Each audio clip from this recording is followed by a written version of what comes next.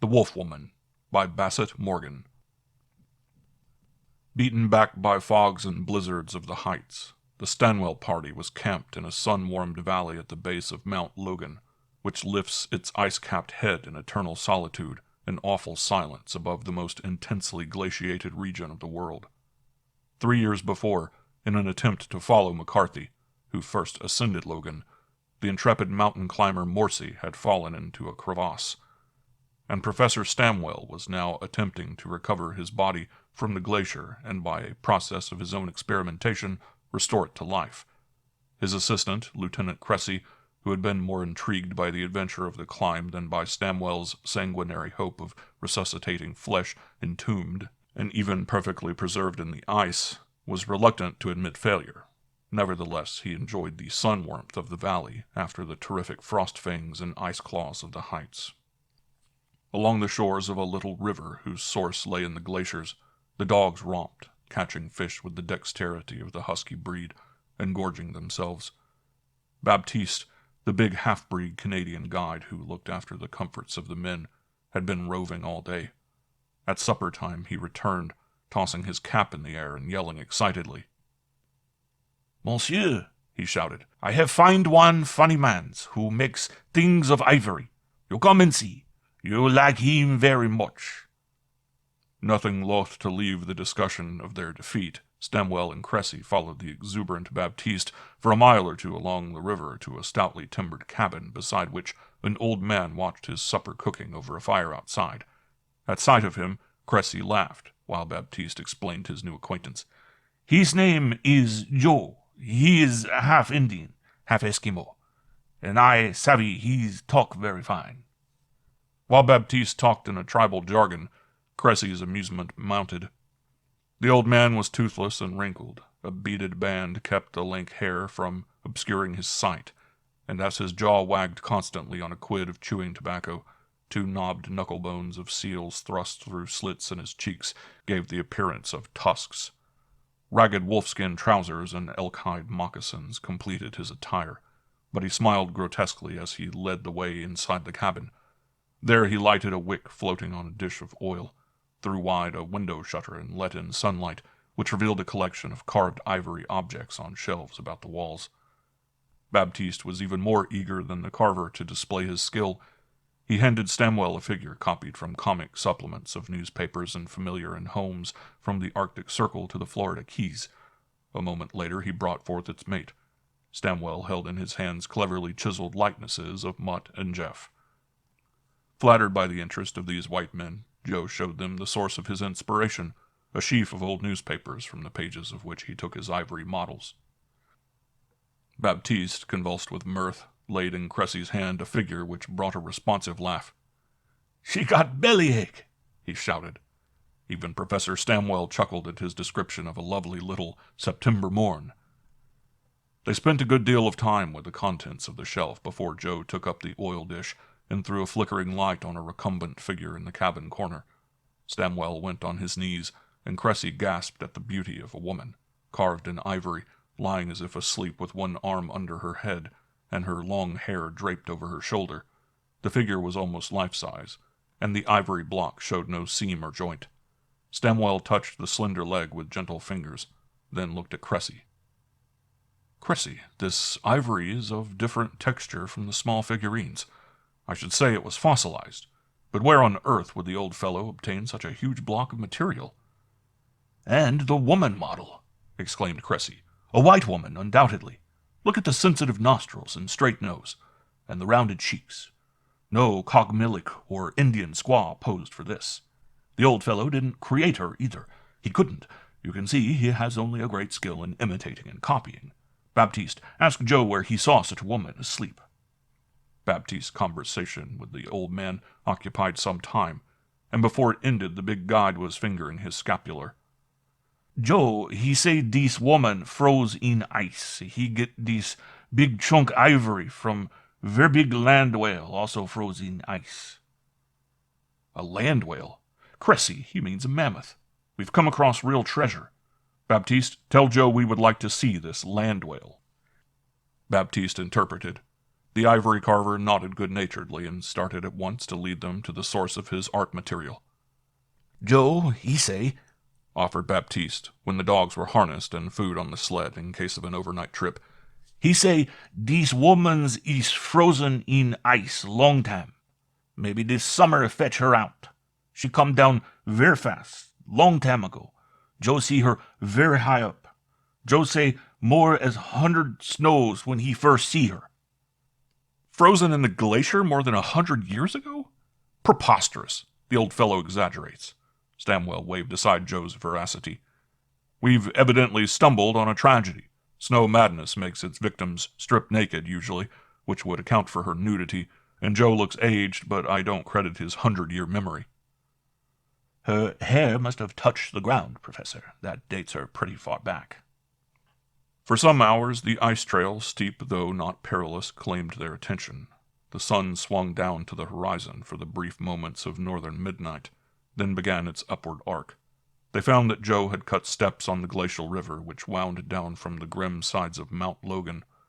Mounting steadily, they reached a terrace which led to lofty pinnacles of ice, so clearly blue it was like a fairy palace, where steps led to an outstanding archway, a natural grotto of rock that had been broken from its base and carried down.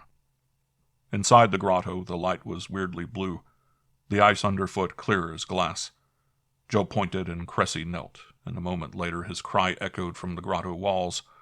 Under the crystal shell lay the carver's model, more beautiful than the carved ivory, a woman, young, lovely, golden hair half-robing her form. Tawny eyelashes on her rounded cheeks. Nearby, as if they had lain down to sleep and been caught by instant and painless death, were 7 large hounds or wolves, with snow-white pelts. Baptiste, plagued by superstitious fear, gazed long and earnestly, then leaped from the cave with a wild cry and ran down the steps which led to the broken end of the lower terrace. Cressy and Stamwell, engrossed by the sight beneath their feet, did not miss Baptiste until he returned, holding his nose and grimacing. "Name of a name. She smell ver dead, that land whale." They followed him to the terrace, below which lay the enormous carcass of a hairy mammoth in advanced stages of putrefaction, smelling, as Baptiste had said, very dead. One great tusk lay on the tundra, the other had been sawn off, proving Joe's assertion about the source of his ivory. Cressy was staring at the mass below in absorbed silence when Stamwell clutched his arm and exclaimed, "Cressy, we did not find Morsi, but we found this woman. By heaven, we'll take her and the dogs from their ice tomb." But what a pity," cried Cressy. "The air will finish them in no time, like that mammoth, and she is beautiful in death." "Another summer would bring her down to that finish anyway," argued Stamwell. "And what if it isn't death? What about its being merely suspended animation? Here is our chance to test my discovery. I meant to try it on Morsey. We can't do that for him, but what a triumph to bring this woman back to life after God alone knows how many years of sleep. A Diana of Eld and her hunting pack." "But aren't you interested in this mammoth at all, Stamwell?" "What is a mammoth? Decayed at that." Stamwell's eyes burned with the passion of a zealot. "Mammoths have been found everywhere, their skeletons mounted and their existence traced. We shouldn't have even the satisfaction of originality, but to carry out a living woman who has been buried in the ice, no one can say how long. Cressy, look at those hounds." Stamwell was hurrying to the cave and growing more excited every moment. "Do you know of a living breed of dogs like them? They are true wolf, even larger than the timber wolves, and albinos. It is stupendous, staggering, the antiquity revealed under this shell of ice. And to think, if we had been a year later, this superb discovery would have moved down with the glacier and broken off at the terrace, the prey of wild animals, the bones scattered. That will happen next year unless we rescue her." Cressy did not answer. The idea of taking this frozen beauty from the ice and restoring her to life sounded like the talk of a man demented. Yet as he heard the calculating plan of Stamwell unfold, Cressy admitted to himself that it was a new and alluring adventure. At Stamwell's succinct commands, he accompanied Baptiste to the valley camp to bring back their packs and establish a camp in the grotto, which penetrated the floe for 100 feet or more, and would serve admirably as a shelter. By the time Baptiste had made beds of pine boughs and started a fire with wood hauled from below, Cressy found that Stamwell had made remarkable progress in chipping the ice from the entombed woman and her dogs. The guide cooked breakfast. The cave had assumed an appearance of comfort exceeding their valley tents, and after a meal of flapjacks they slept. Cressy was wakened by the noise of Stamwell's pick on the ice. "What if that hammering should start an avalanche?" he asked. "There isn't much danger. The sun warmth melting the ice also welds it, and the flow is less crisp here than in higher altitudes. Don't think up discouragements, Cressy. Get busy and help me." They worked all day, cutting a rectangular space which included the entire group. Baptiste and the half-breeds had slept huddled in parkas in the tents erected outside the grotto, which they refused to enter except to carry out the broken ice. It was apparent to both Stamwell and Cressy that their men regarded this disturbance of the ice-entombed woman as a sacrilege that would brew trouble, and Baptiste solemnly voiced prophetic warning. "Dogs," he snorted. "Who ever see dogs like them? They look more like Ghost Wolf, the loup-garou. Me, I don't like this business. I come for to climb mountain, not dig up dead womans." Nor would he gaze into the deepening hole where Stamwell and Cressy labored until only a thin shell of ice covered the bodies of the woman and hounds, when Stamwell called a halt. "We must prepare things for her resuscitation, Cressy. Help me with these packs." They toiled until Cressy reeled with weariness, preparing ice slabs covered with furs, arranging apparatus, pulmonary respirators, hypodermics, bottles of precious distillations known only to Professor Stamwell, blankets and kettles of hot water. "If you should be tempted to give an account of this to the world, Cressy, I trust you will guard the secret of my process," said Stamwell that night. "Obviously," answered Cressy, "since I haven't the faintest idea of success in such a preposterous attempt to cheat death." Buoyed up by excitement, Stamwell seemed unwearied, but Cressy was glad to lie down, and it seemed only a few moments of sleep when again he was awakened by Stamwell's chipping ice in the task of extricating one of the white hounds. By noontime they were lifting it from the hole and placing it on a fur-covered slab of ice to roll in blankets and be gradually warmed with hot water cans until the 9-inch length of fur fell wet and limp as it thawed. It was some time before the flesh grew pliable, for the beast measured 11 feet from snout to tail tip, and was all the two men could manage. With sweat pouring down his face, Cressy obeyed the crisp commands of Stamwell with trained military precision, while the professor applied one after another of his processes, and both took turns in expanding and contracting the great fur-clad chest by sheer strength, and manipulating the hypodermic of fluid which started heart action. Then Cressy felt a twitching of the body muscles and saw the legs jerk. He could scarcely credit his sight as Stamwell poured small doses of prepared broth down the dog's throat, and it swallowed them with a faint, gurgling whimper. Stamwell's cry held triumph. In vain Baptiste announced mealtime. The sun had dipped and begun another day before the great hound was swathed in blankets and furs, and the two white men took the hot coffee they sorely needed. "Eureka!" shouted Stamwell beside himself with joy. "And now that the beast is alive, what will we do with him?" was Cressy's rejoinder. "Take excellent care of him. Take him down to the valley as soon as possible, where Baptiste can feed and look after him." After a brief 3 hours of sleep, Stamwell roused Cressy and they exhumed another hound, going through the same laborious work as before, to be rewarded eventually by recurring animation. By that time the first hound was able to take boiled meat and showed ravenous greed, and after the meal it attempted to struggle to its feet but was still weak. In 3 days it left the blankets and took a few staggering steps, then lifted its magnificent head and howled mournfully again and again, a sound at which Baptiste made the sign of the cross and muttered Chippewayan incantations against evil.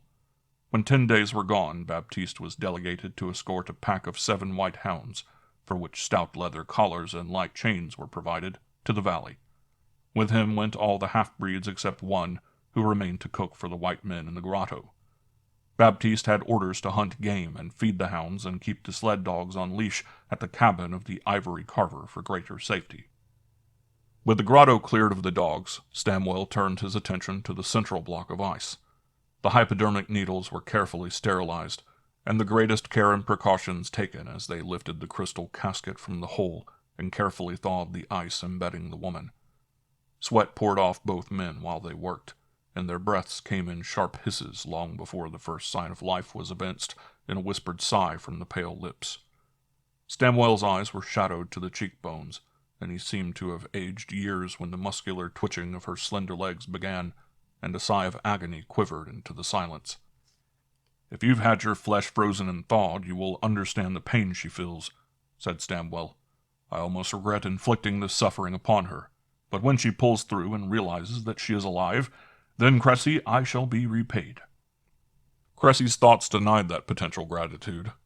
Suppose this woman had been dead any great length of time and found none of her own generation alive in the world. Would she thank them? Cressy doubted it. But she was so lovely that he lost all sense of dread and felt only a vast pity in his heart for the beautiful creature lying in the red blankets, her golden hair spread like a silken veil on the colored wool. It was almost midnight when her eyelids fluttered open and the two men saw eyes of purple softness which moved slowly as she seemed aware of the two men, and firelight illuminating the dark ice of the cave. The blueness left her fingernails, and color returned to her lips as she fed hot milk and broth.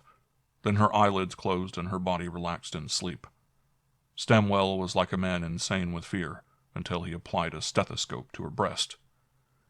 "Thank God it is sleep," he cried. "But there will be no peace for me until she is out of danger. While I watch her, you had better rest. Cressy, do you realize that I have brought the dead to life?" To Cressy his cry was a challenge, a sacrilege. He felt something of the same uncanny fear which Baptiste had displayed at Stamwell's assumption of supernatural power, and wondered if it were beneficence or crime to restore that lovely creature to life after her long sleep. His sleep was troubled because in the valley the great hounds howled all night. Dozing, waking to curse them, he saw Stamwell beside the woman's couch, and rising he bade the professor sleep while he watched. He made coffee and carried a steaming cup to his seat beside the sleeping beauty, sipping it as he gazed at the sun-gold creeping down the glacier to the grotto door. A sigh roused him. A white hand touched his wrist. Turning, Cressy was aware that the violet eyes of the woman gazed at him, and she smiled. Then her fingers touched the tin cup he held as if she was thirsty. "I can't give you that," he found himself telling her as if she understood his talk. He reached for a bowl of broth simmering on the alcohol stove, heavy with meat juices and nourishing tonic medicines, and fed her. Color tinted her throat and cheeks. She seemed momentarily to gain strength. Cressy was thrilled and awed by the miracle happening before his eyes, and shocked at the languorous coquetry of her glance and the white fingers clinging to his hand. Again he fed her, aware that she was ravenously hungry, until the broth was finished. He thought she was again asleep until her hand lifted her golden hair and trailed it across his face, and a low-toned, throaty laugh startled him. Feeling helpless in the face of a crisis, he replaced the golden tress on the couch and felt his fingers tingling as from a light galvanic shock at its touch. He leaned forward, and instantly his neck was circled by her arms and she pressed her face against his throat. Cressy was so astonished that he did not try to draw back, and an instant later he felt her teeth on the flesh of his neck. Alarm and swift revulsion seized him. He was afraid to tear her arms away for fear of bruising the tender skin. He knew her heart beat under the forced stimulation of Stamwell's drugs, and feared a sudden shock might halt its action. Then, while he hesitated, a strange drowsiness clouded his senses and stole over his body. He felt no pain where her teeth pierced the skin of his throat. Her arms were satin smooth. The warmth of her lips tempted him to rest in the alluring embrace. Then a cry from Stamwell roused Cressy from drowsiness that nearly swung into blissful unconsciousness. He was wrenched from her arms and felt the sting of flesh her teeth released. Glancing at her, he saw her lips moist and crimson-stained, and she was struggling in the clutch of Stamwell. "Fill that hypo with the medicine in the third bottle, quickly, Cressy. She is so strong I can scarcely control her." Cressy obeyed, even to inserting the needle into the skin of her arm. Her scream was piercing as she fought Stamwell, who held her until the drug took effect, and she sank back, relaxed. Then Stamwell turned to Cressy. "Good God, man. I trusted you to stay awake and watch." Cressy did not reply. Stamwell was disinfecting the wound on his neck, to which he applied a pad of cotton gauze and adhesive tape. Cressy could not even smile, nor would he tell Stamwell how she had coquetted with him before catching him in her arms. A few minutes later they saw Baptiste toiling up the glacial drift, and from outside the grotto door he called to them. "Monsieurs, I cannot hold those dog. They grow so big, so strong, and my men is scared they break them chain. I am very scared those dog myself. Me, I am good dog man, but not that kind of dog. I feed him 19 rabbit, 7 coyote, 1 elk, and much fish in 1 week. All my men do is hunt for feed those dog. Me, I am about ready quit my job. I take sled dogs and tie him across river, cause if those white dog get loose, well, we walk back outside." "Cressy, the white hounds must not kill our sled dogs, and Baptiste must be pacified, for if he deserted we should never get our menagerie out alive. I think we can take the woman down to the valley by tomorrow. Suppose you go down now and look after the camp." Following Baptiste down the ice trail, Cressy saw the ivory carver industriously sawing off the remaining tusk of the mammoth, and watching him a moment he slipped and fell headlong. He was only slightly stunned, but a worse calamity had befallen, for in extricating his foot from a small fissure he felt the snapping of bone and a dull pain. Cressy cursed. "Baptiste, I've snapped a bone." The warm-hearted Baptiste lifted him to his shoulder and made his way down to the valley, where their arrival started a terrific din of howling dogs and answering yelps of the sled huskies leashed across the river. Baptiste muttered oaths. "If those white dog get loose, they swallow my dog like I swallow loachy liver without chewing him." He commented and grumbled his distaste of the whole business of the grotto miracle. Baptiste was about ready to desert, and it occurred to Cressy that he had better summon Stamwell at once. The great white hounds leaped the length of their chains, and the sturdy pine trees were swaying and jerking from the lunge of their powerful bodies. "Baptiste, you had better fetch Professor Stamwell and his packs down at once, and we'll make a start outside," he said. Again Baptiste took the trail to the grotto, while Cressy soaked his foot in hot water, then bound it with wet moss and cotton. The cook was preparing supper. The other men had gone to assist old Joe to fetch his big mammoth tusk to his cabin. Then they all came to where Cressy sat, and one of the breeds translated Joe's talk. "Monsieur, he say it is not good to stay where devils come to life. This white wolf is devil wolf. This woman is devil woman. Joe, he say we better froze the dogs and womans again and go out quick." "He's a timid, superstitious old man," said Cressy. "The dogs are savage, but the woman cannot harm anyone." Yet as he spoke, Cressy felt uneasy. The gauze pad on his neck was a reminder of his personal experience with the woman. He ate supper and waited impatiently for the coming of Stamwell, but it was nearly midnight when he saw Baptiste coming down swiftly, alone. The big guide broke into excited cries as he ran toward Cressy. "Monsieur, le professeur is dead, and la femme, she is gone." "Gone? Stamwell dead?" echoed Cressy.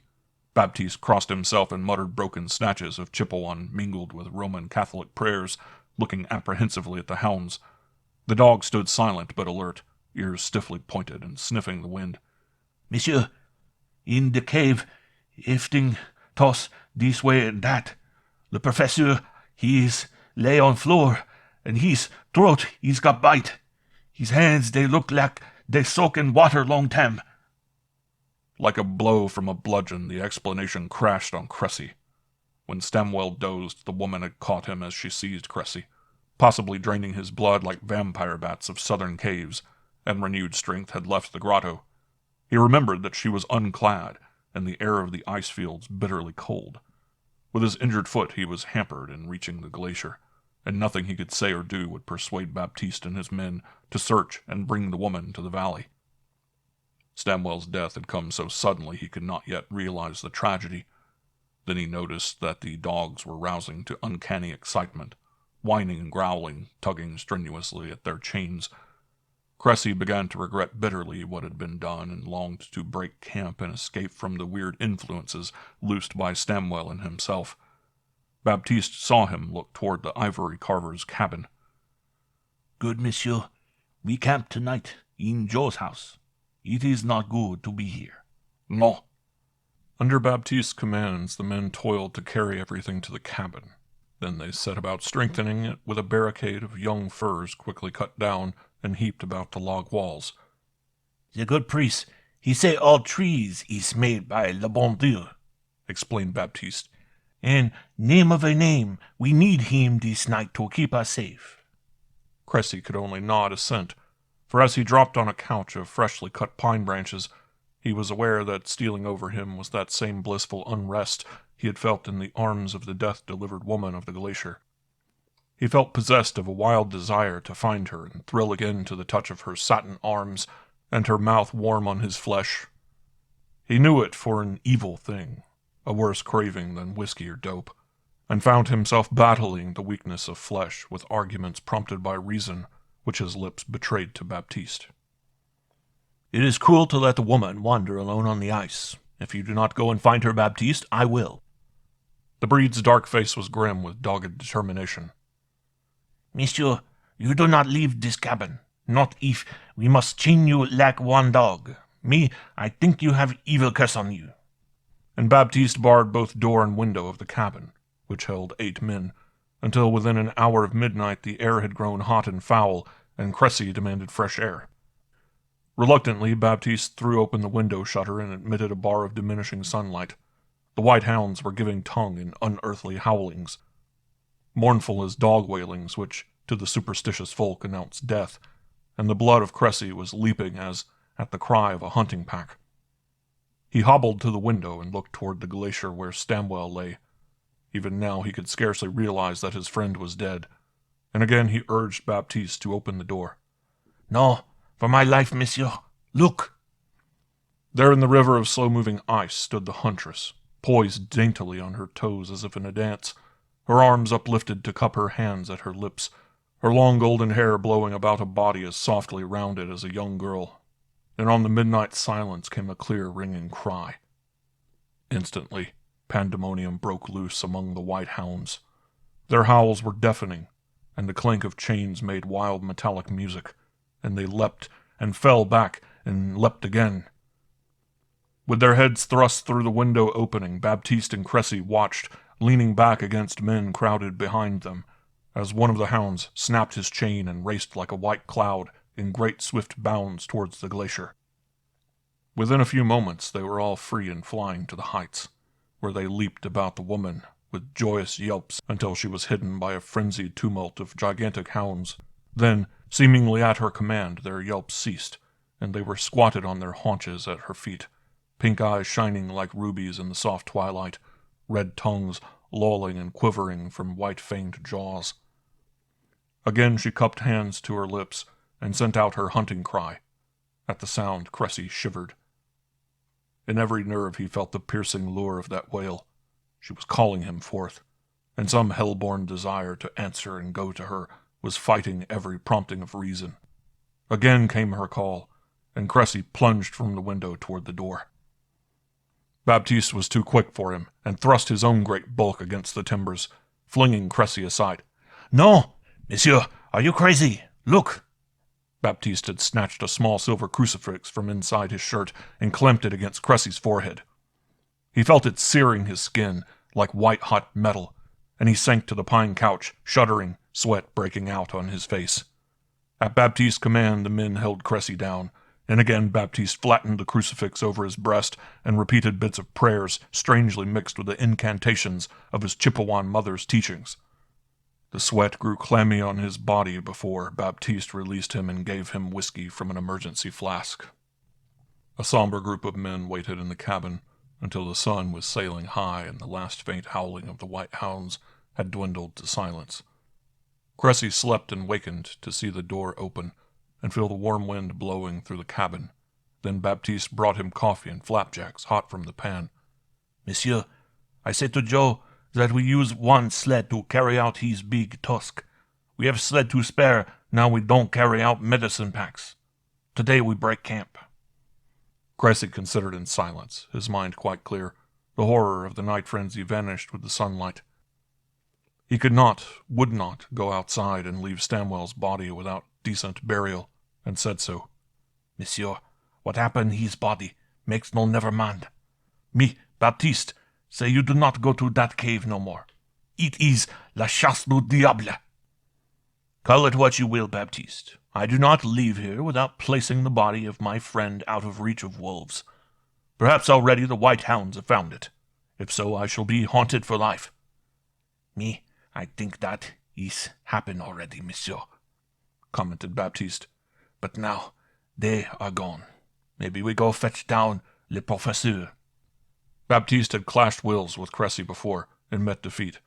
Yet when they dragged Cressy up the ice trail on a sled, the breed wore crucifix and scapular in full view on his breast, and every man did likewise. They found no trace of the hounds, not even pad marks on the snow. The grotto showed signs of a struggle, but fortunately Stamwell had packed his medicines and instruments. His body lay on the couch, relaxed before rigor mortis set in, and his face had even the semblance of a smile. But on his throat was an ominous white mark of strong, even teeth, and the visible skin was puckered as if his veins were empty. Otherwise the corpse was unmolested, at which Cressy marveled until he remembered that the white hounds had been supplied with meat by the men. The gaping ice-hole presented a solution of a temporary tomb, and Professor Stamwell, blanket-wrapped, was laid deep, the broken ice shoveled in, and heated water poured until the grave was filled and already freezing, safe against depredation.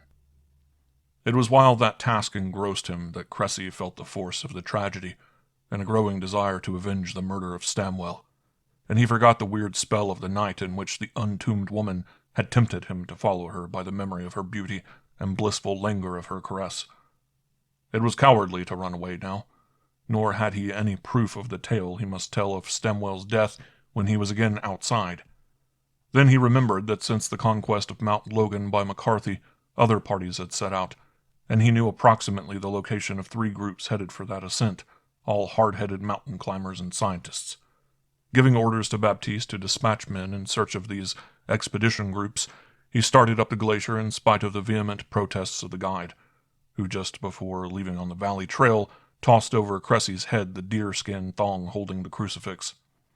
"One very good priest, blessed, monsieur. You take care of him for Baptiste."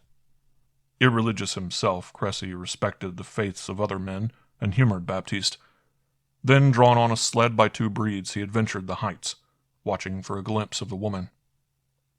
They had traversed a considerable distance, had seen ptarmigan tame as chickens, and edelweiss growing through the snow. Halting to pluck one of these brave little blooms, Cressy saw something glittering over a flower that seemed withered in first unfolding, and he picked from it a long, glistening thread of golden hair that curled by some attraction of warm blood about his fingers. The snow glare was blinding. The wind whistled keen as whiplashes, and to eat their meal sheltered from its cutting blast, Cressy ordered a detour toward a group of ice spires, which on closer inspection proved a labyrinthine entrance of shining columns leading to a second grotto. Leaning on a stout fir branch used as a cane, he limped down the passage, then halted in alarm. Low, menacing growls and clanking metal told of the hounds within, and a moment later they had leaped forth, a cloud of white death. Cressy turned to run, knowing how meager was his chance for life. His revolver was in his hand, but as shots rang out, the hounds circled past him, apparently untouched, while he reeled in shocked amazement that he had missed a hit at such close range. Screams from the ice entrance brought his heart to his throat, cries of the 2 breeds that were drowned in the bay of wolves on the kill.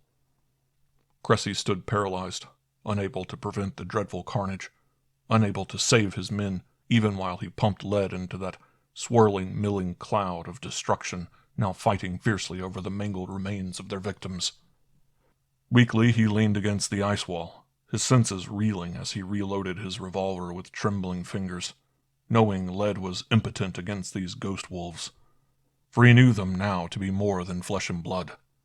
They were some infernal incarnation, invulnerable to man-dealt destruction. A high-pitched, ringing call, clear as a bugle, brought his gaze to the grotto when he saw the woman standing against the blue gloom, golden hair wind-blown, poised on her toes.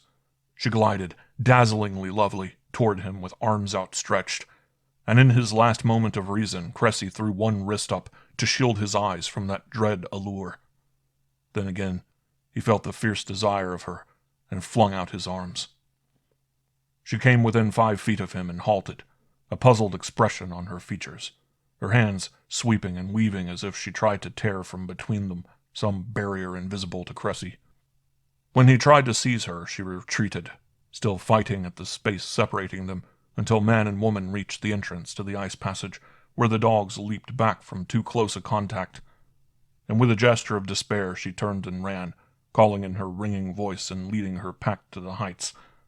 Cressy fell on his knees beside the gnawed bones of his men, and heard his own cries imploring her to return. Sweat rained from his face, his body quivered. He was a man corroded by the poison of an evil desire. After a long time his head lifted and he clutched at the crucifix on his breast. Then reason gradually conquered, and as he pressed it to his head and lips, he felt the sun warmth and cool wind, and knew he was himself.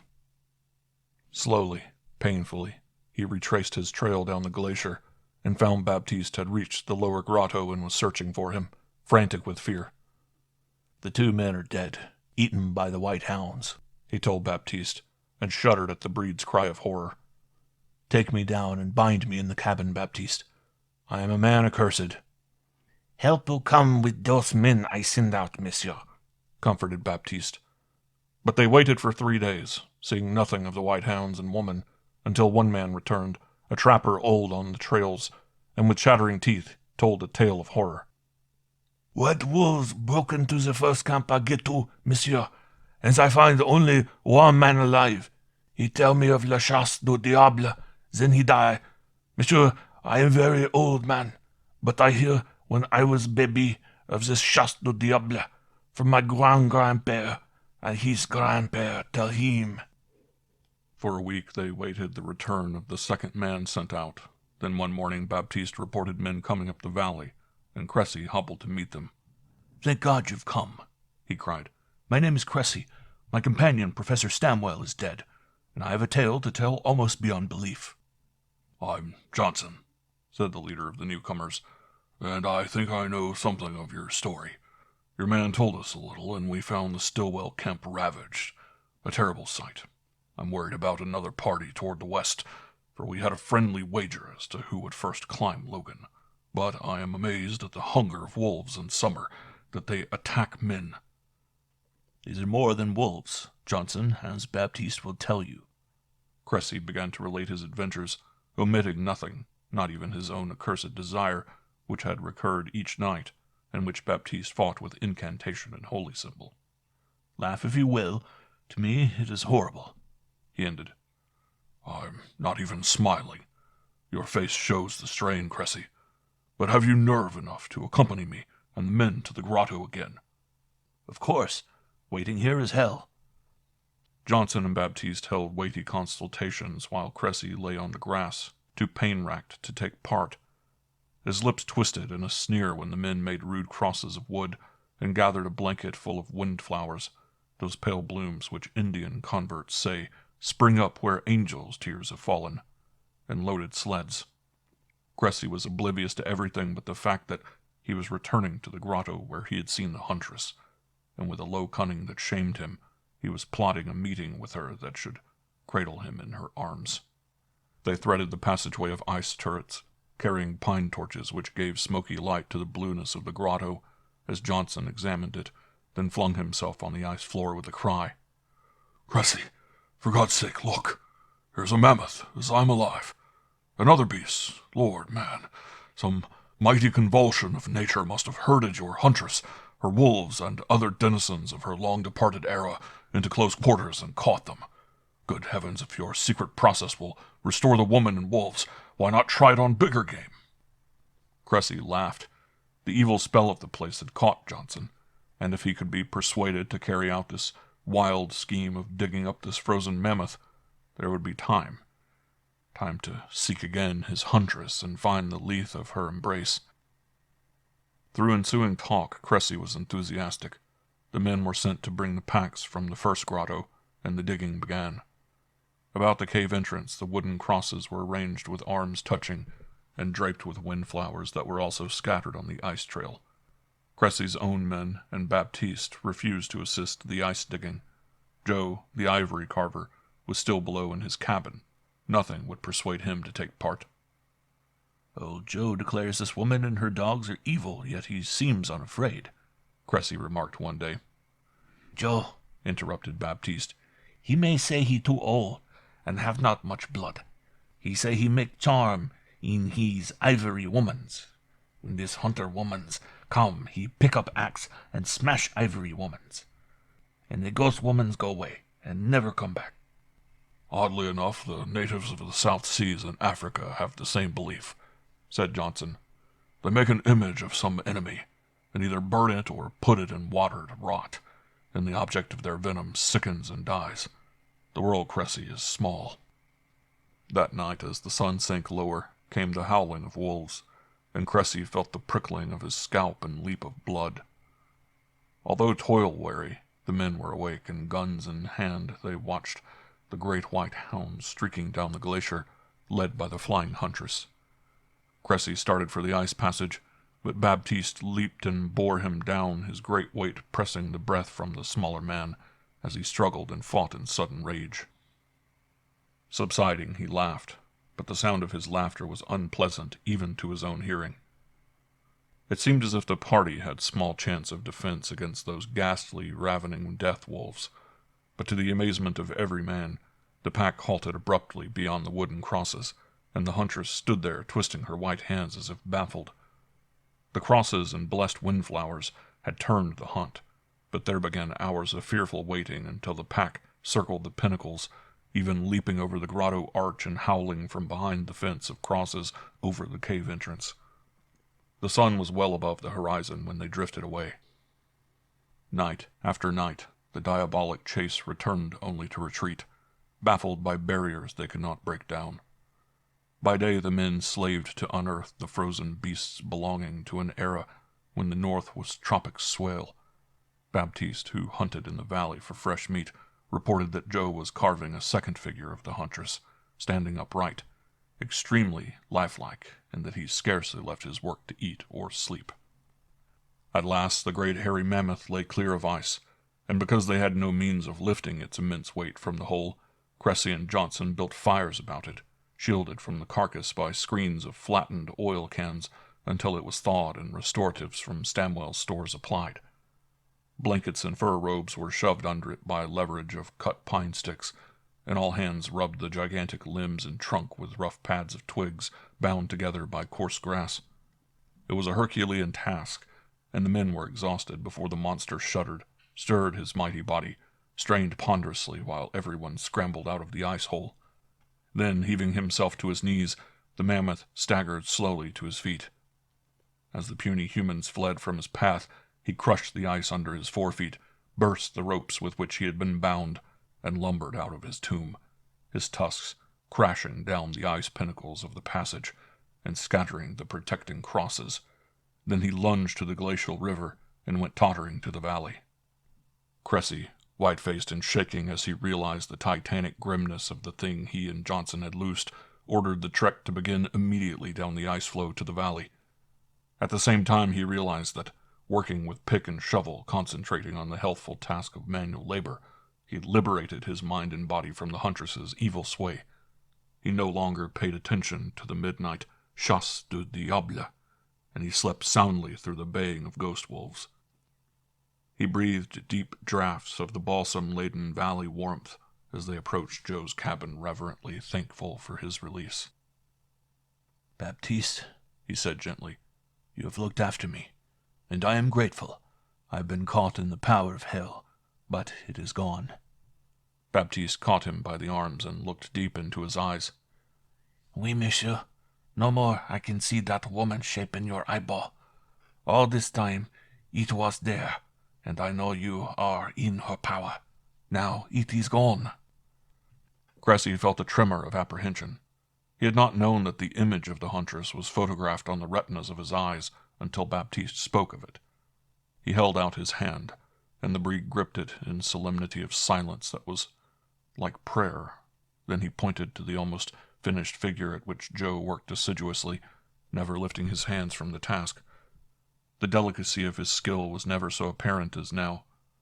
From the ivory base still shrouding her feet, the huntress seemed to dance, wind-blown hair, curving limbs, round young breasts so perfect that it seemed a pity he could not, like Pygmalion of old, breathe life into this Galatea. Cressy put out a hand to touch it, but Joe waved him aside and yelped a warning. "He say you must not touch her, or you have devil in your liver some more," translated Baptiste. "Tell him I shall buy her and pay well," said Cressy, but Baptiste returned a disconcerting negative. "Joe say he keep her for to lay curse you have loosen this world. Now, monsieur, we go outside." But this time it was Joe who demurred at departure. His harangue, interpreted by Baptiste, told Cressy that he was responsible for releasing the powers of darkness in the valley, and it was no longer safe to be caught on the trail at night until the evil was overcome. This simple acceptance by the old ivory carver of the presence of terrifying supernatural powers did more to persuade Johnson than all Cressy's talk. "They're merely flesh and blood animals," he argued. "We may have to take precautions as we would with any wild beast, but I mean to follow that mammoth and herd him into some museum." In the sun-warmed valley, where fires and cooking spread the comfort of commonplace occurrences, it was easier to lay aside superstitious fears, but when Baptiste's convictions were strengthened by Joe's calm acceptance of peril, Cressy realized he would better bow to their opinion that they take the river instead of land trails on their way out, and for this purpose Baptiste was already cutting timber to make rafts, which were the quickest and most serviceable solution of their need. The long day passed and night closed in again. The crosses, carried down by the careful Baptiste, stood like a fence about the cabin, draped with fresh windflowers, with one gap left by which the men went to and fro on the way to logs they rolled to the river for the raft. Johnson fell into heavy sleep, and Cressy lay near him, smoking a last pipe. The old ivory carver worked by the light of his oil lamp in the corner, although sunlight still shone in at the open window. The sled dogs had been brought and leashed inside the encircling crosses, but Cressy had scarcely dozed off when he heard their whimperings. Rising, he went outside. From far off came the baying of the chase, and he saw the huntress flying down the ice, followed by her hounds. Johnson came from the cabin, and both men stood in that twilight which had grown longer in the waning of summer, which would soon give way to winter. A pale crescent moon danced on one silver toe, a fit companion for that lovely Diana dancing on the ice. "Even now," said Johnson, "I can't believe but that she is a flesh and blood woman. Cressy, I'd like to clasp her hand and know for myself." Cressy did not reply. The huntress was coming nearer. The baying of the hounds grew louder. He looked to see that the crosses were in place, and did not observe that Johnson had stepped past them until he heard the cry of Baptiste. Then he saw the dark figure of the man, the radiant white fire of the huntress's beauty, and they melted into each other's arms. With a yell, Cressy leaped the barrier of crosses and raced to where the two stood swaying in close embrace. As if the hounds sensed the symbol on Cressy's breast, they fell back as he approached. He had a swift wonder at their timidity until his hands seized Johnson, who screamed and writhed at his touch, and fought being rescued as the huntress's head lifted from his shoulder, and she slowly retreated, step by step, her moistened red lips parted, showing her strong white teeth in almost a snarl of hatred.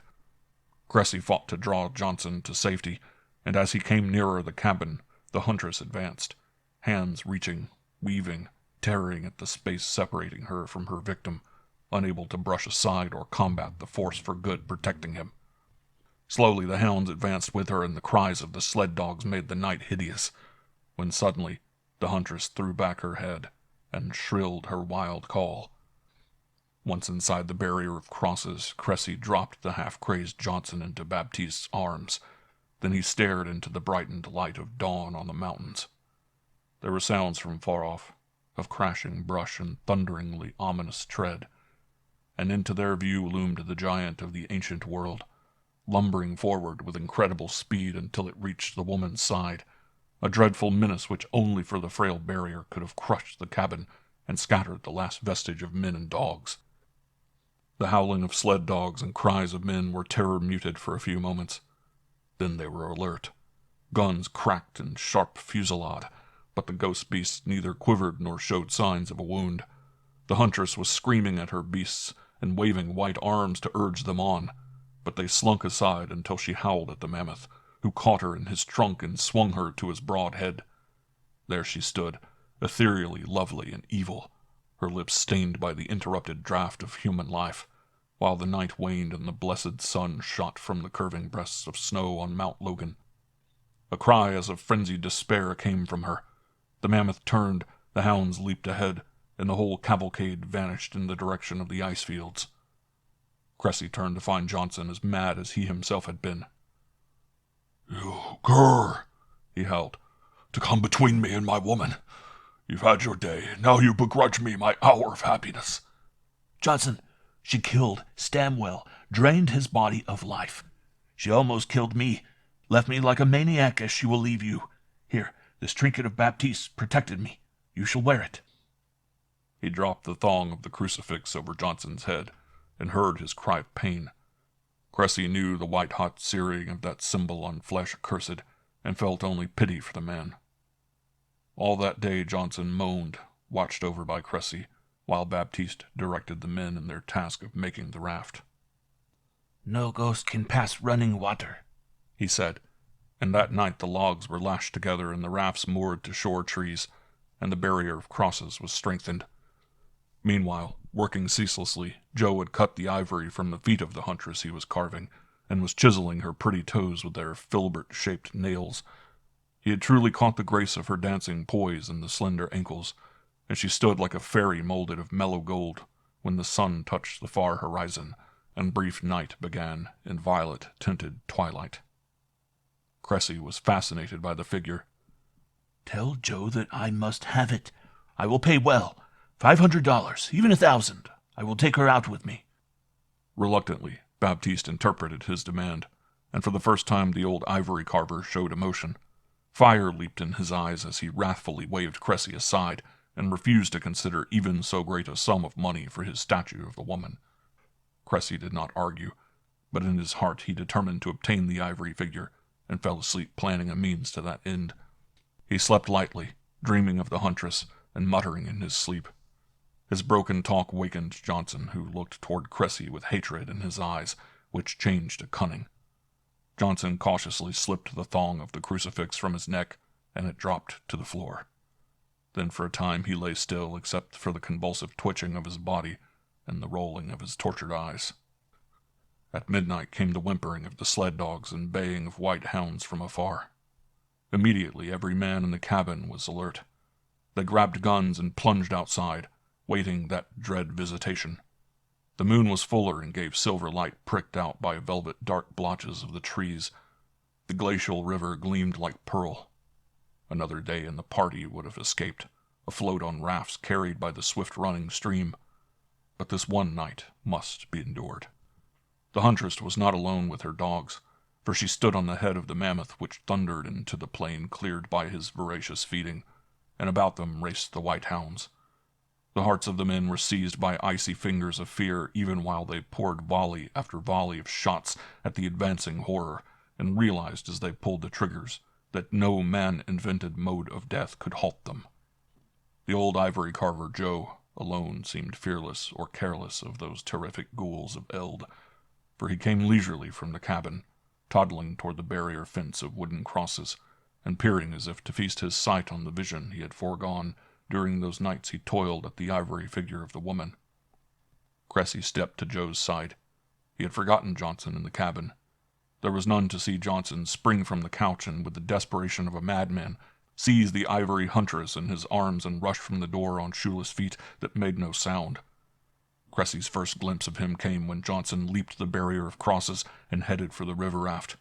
But the huntress had also seen that plunging human, and her cry rang like the long-drawn note of a silver horn. The mammoth lunged forward, the hounds leaped in white arcs of flying fur, and Johnson's scream stabbed through the din of animal howls. They saw the huntress leap from her titanic steed to catch Johnson in her arms, saw the ivory figure knocked from his grasp. The golden hair of the huntress enveloped him like a ruddy silk mantle, and her mouth was pressed to his throat. But a greater tragedy was imminent. As if the scent of human blood maddened it, the mammoth plunged forward, his great tusks lunging between the leaping hounds to stab his human enemy, and the hounds closed in with unearthly yelpings. Transfixed by the sight, the men at the cabin stared at the calamity they were powerless to avert, until there came a loud crunch as the mammoth's foot trod on the ivory figure of the huntress which Johnson had dropped. Then, as if at a signal, the ghost beasts seemed frozen in their tracks, and from them came a glistening white mist which swayed to and fro as it rose and drifted across the face of the young moon, and the watchers saw like a frail cloud the shining form of that lovely hell-born huntress as it blew away on the wind of dawn. Light grew swiftly.